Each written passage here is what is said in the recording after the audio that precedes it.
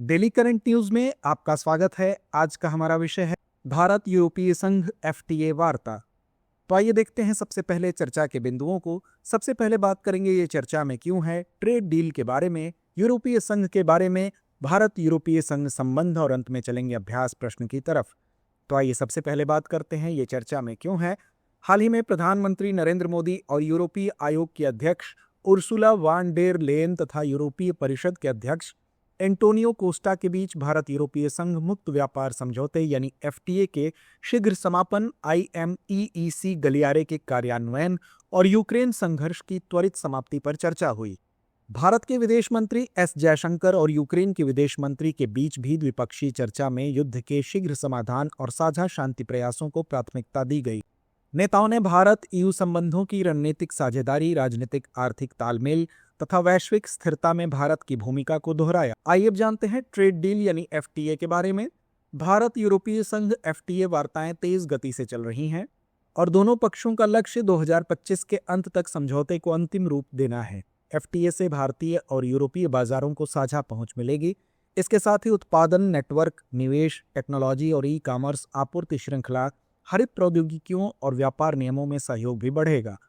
भारत ने एफटीए की सफलता के लिए टैरिफ के साथ साथ गैर टैरिफ बाधाओं, डिजिटल ट्रांजिशन, डेटा सुरक्षा, प्रौद्योगिकी सहयोग, बाजार एक्सेस और रेगुलेटरी इक्विवेलेंस को भी महत्व दिया है। दोनों पक्षों का मानना है कि यह समझौता भारत EU संबंधों को भविष्य के लिए मजबूती देगा और नियम आधारित वैश्विक व्यवस्था को आगे बढ़ाएगा।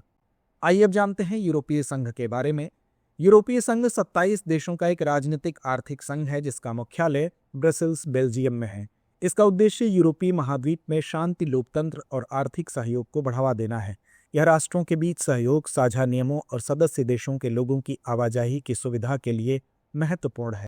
यूरोपीय संघ विश्व की सबसे बड़ी एकल बाजार व्यवस्था और प्रमुख व्यापारिक रणनीतिक भागीदार है। यूरोपीय संघ वैश्विक नियम आधारित व्यवस्थाओं, लोकतंत्र, मानवाधिकार, सतत विकास, जलवायु नवाचार, डिजिटल ट्रांजिशन और हरित अर्थव्यवस्था का मुखर पैरोकार है।